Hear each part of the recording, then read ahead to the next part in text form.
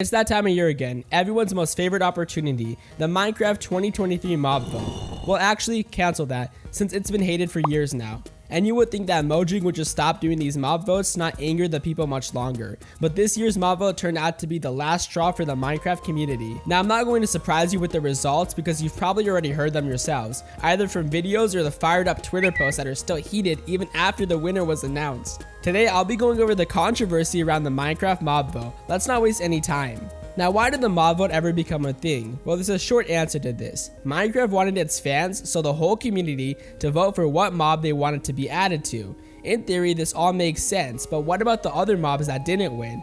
Well, they would just be forgotten about. And this was the sad thing about the whole idea of a mob vote. The first ever mob vote was in 2017, in which the Phantom won the vote. While the Phantom had the most votes, what about the others? The others also had a lot of votes, some a few % off from winning. The people wanted Phantoms, okay, but what about the other people who are also a part of this community and want, let's say, the Moon Blue? Well, it turns out they don't really matter. This is the exact reason why people started hating mob votes as a thing.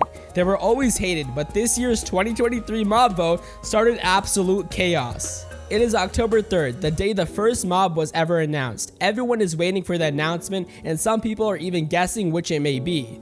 There were many leaks, some fake, some real, but eventually the crab was announced. To put it short, it will live in the Moon Groove biome, and it has one big claw. Now this claw would allow the player to reach much further when placing blocks, which gave the mob a very big fan base.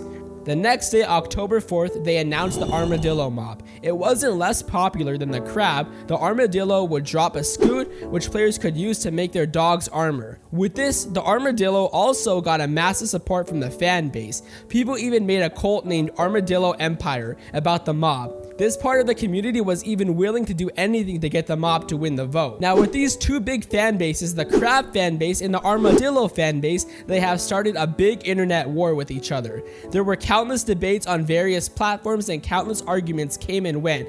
Crab fans' main argument for why the crab was superior was the benefit of the extra reach the crab claw gave the player and that it would be much more useful than dog armor, which is kind of true. You don't really need dog armor that much. The armadillo fans' counter argument to this was that they were only ever placing blocks mentioned to the crab, not breaking. Also, they liked the idea of dog armor.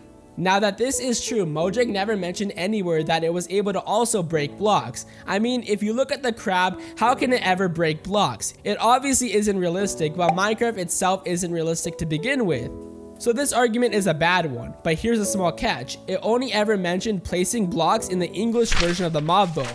Some guy on Twitter translated the Chinese version of the mob vote and that indeed confirmed that the crab would be able to not only reach far when placing but also break blocks. Crab fans were happy, armadillo fans were mad, but this peace didn't last for long. The day after the translation, the Chinese version removed the breaking feature from the text, which then caused the fanbase to continue the war again. Why this happened, no one knows. There were only two main guesses to why they removed it. There were many more questions and debates on what the mob would provide to the player. People on Twitter were enraged like usual. They started blocking, laughing at each other, and even started death threatening each other. Penguin fans, on the other hand, were very chill, not contributing to anything whatsoever, the third mob in the mob vote that we definitely all forgot about.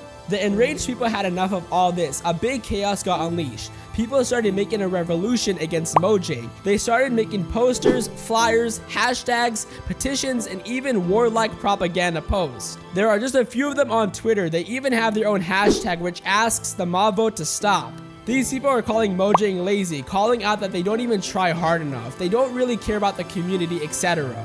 They were not doing this just for one mob to win, but for all of them. They wanted all of them to get added, not just the winner of the mob vote. There were other players too who have risen up as counter-revolutionaries who were trying to stop the revolutionists. They were asking to cut off the slack for Mojang developers since they had a lot of things to work on, such as performance, bug, glitch testing, and a lot more. And while I'm siding with these people, it isn't really easy just to add a single mob and that's it, let alone 3 or even the last year's mobs too, but it's too late. There are already a lot of people who have joined this revolution, and if you look at this from an outside perspective, you'd be really surprised like what are these people even fighting for and what's going on in the Minecraft community currently. Well, these are almost all the events that have been going on in the Minecraft community. It'll all calm down eventually, right? It usually does. For this, we just have to wait for what Mojang Mojang either does or responds with, if they even care. And before that, we can thank Mojang for what they've done for us already. This has been a really fun 2023 mob vote, definitely. The drama is so exciting.